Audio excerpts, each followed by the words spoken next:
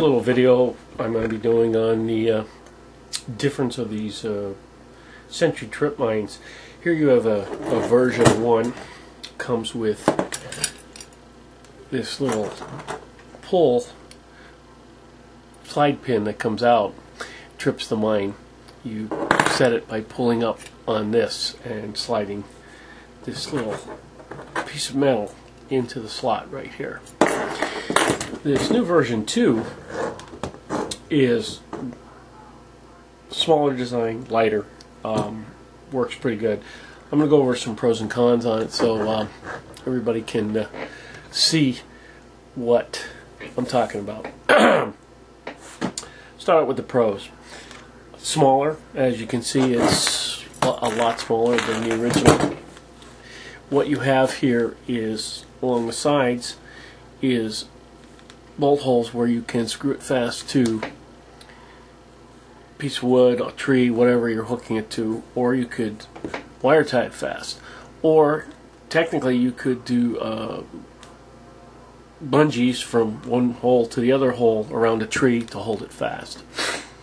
The arming mechanism is got a lighter spring, so it's easier to pick it up and arm it, which then it can go to either side to release it. Another good thing that I like about this is the down here, if you can see it, the holder for the Ramset cartridge. They come out a lot easier, if you notice. I'll get my fingers in here. A lot easier than the original one. Plus, if you dry fire it, it doesn't seem to damage the hole. That's the positive sides, the pros. The cons, it's a little thinner width. You can see the difference here between the two. You've got this big area here versus a small one. Now when you're putting it in the ground, the larger area like this goes in and it's a little bit more stable. This one is not as stable if you're putting it into the ground. I found that it moves around a little bit. To the mechanism, I like the idea that the pin or the slide piece pulls out and it comes free. You won't trip somebody up. Had to do a little change there, run out of room on the card. What I was saying here, if this was tied fast with fishing line or some kind of other cord, rope, whatever, someone could basically trip and fall, get hurt from it. Yes, it would set off the mine, but they could still get tangled up in it and have it go, go horribly wrong by falling face first on something. Other than that, the mine is actually working excellent when I tried it out, and we're going to be going over some, I'm going to add some videos here of how I placed them on some of the doors and the walls up there, along with some of the new areas that I use for the version 1. You'll also see one of the additions that I had is this 6-foot cord that I used for out in the woods around a tree to one of the version 1s. Those videos will be coming up right after this. This is a follow-up video for the Sentry trip mines. I did a video of the ones that are mounted to the door across, but version 2 trip mines are out, and I received one to test. And you can see right here, there's the trip mine. Now what I've done is I've mounted right on the side of the door the trip mine, because it has a lever that goes either side, and I meant it down to a ring. I'm going to replace the white string once I get the length right with some harder green cord so it'll pull better. Now I don't know if you can see, which I will zoom in there so you can. I have that set right at the edge to fall off and strike the 22 Ramset that's in there. Okay, so what I'm going to do is I'm going to pull back here and zoom over a little bit, and we're going to open the door up and see how it works.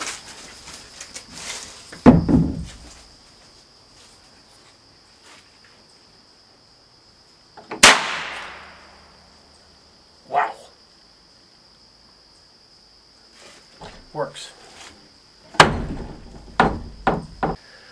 Okay, you probably saw that in the last part there. In Airsoft you will have goggles on. I don't have any goggles or safety glasses on today, which is bad. And when that went off, I could feel the flash on my face and some particles got in my eyes. Not good. I don't want any kind of flash or flare or fire or anything coming in somebody's face. We as an Airsoft team use full steel goggles here on the field or face masks, and we use mesh masks for 90% of our squad. So I don't think it's going to be a problem getting in somebody's eyes, but the flash, maybe some sparks or something hit somebody in the face, I really don't want to do that. So as you can notice, I've moved it down below eye level. It's about at belt level now, and it's still the same thing, but I put it on an angle in the door there. As you can see, it's on the angle of the door instead of straight on. And what we'll do is, and I still have it the same length string, and we'll try it and see how it tests.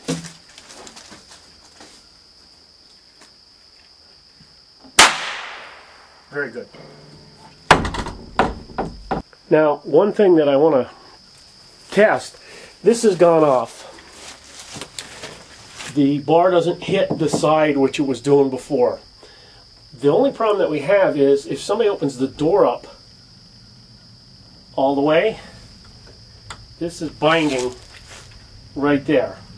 Now, of course, with the spring, it makes it harder for them to open it past that. So that's the only negative part on this. If somebody really throws the door open, it'll set off the trip mine, but it might break the string.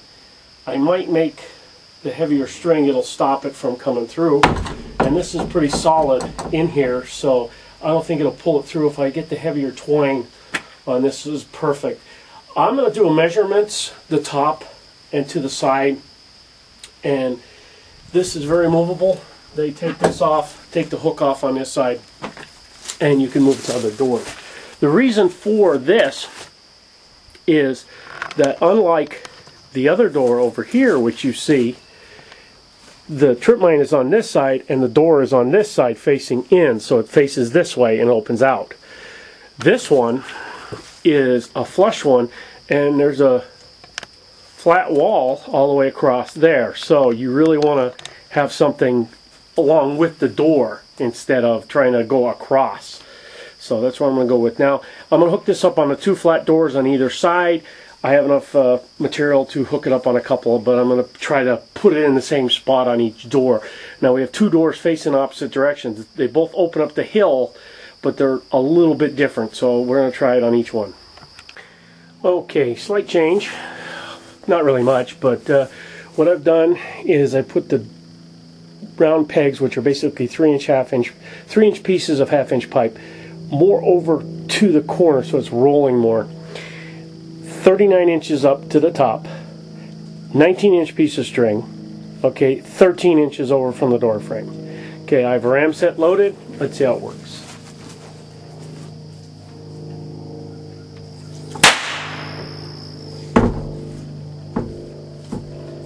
Now the door opens pretty wide on that. I might cut the string down to 18 inches, but the big thing is opening the door and how much string you have left to allow you to open the door to get in. So I think I'll leave it at 19. The whole idea behind it is if you see the trip mine, you're supposed to try to disarm it. So if you're not paying attention, you run right in the room, it's going to go off and it's going to kill you. Just a quick look, see that I am putting it on the doors.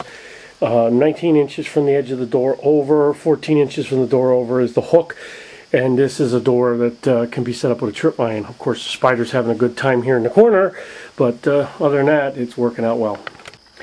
Now, I found on this building, the door's a little bit different. I don't know if it's just the width, 32-inch door compared to other doors, whatever. But I actually mounted the trip mine on the door instead of on the wooden side here. Made the string shorter, or the distance shorter, and put the ram set in there. Now, what we're going to do is I'm going to try to open it slowly. I have to actually go out and around 24 foot around and back to the front door, so there's going to be a pause here while I do that.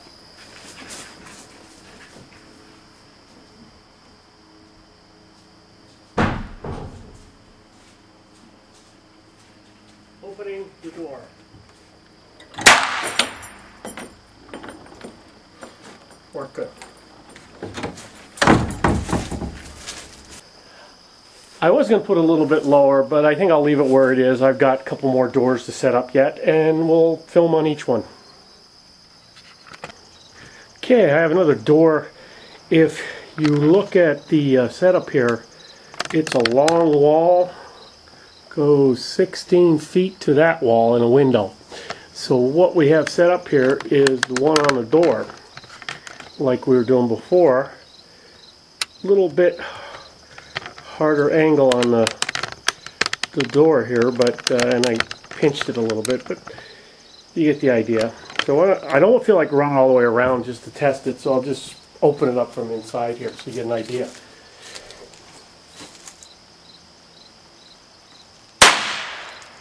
There's how far it opens before it goes up. In this enclosed space, it's an 8x16 room. There is quite an echo in here, so that is we're rather loud. I don't know if you can see it, but there is the trip mine and the cord across. Now, you can see that line pretty good, but if someone's coming through and they're not used to it, the area,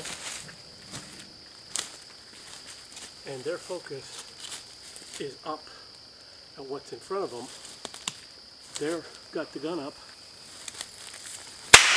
boom, they're dead.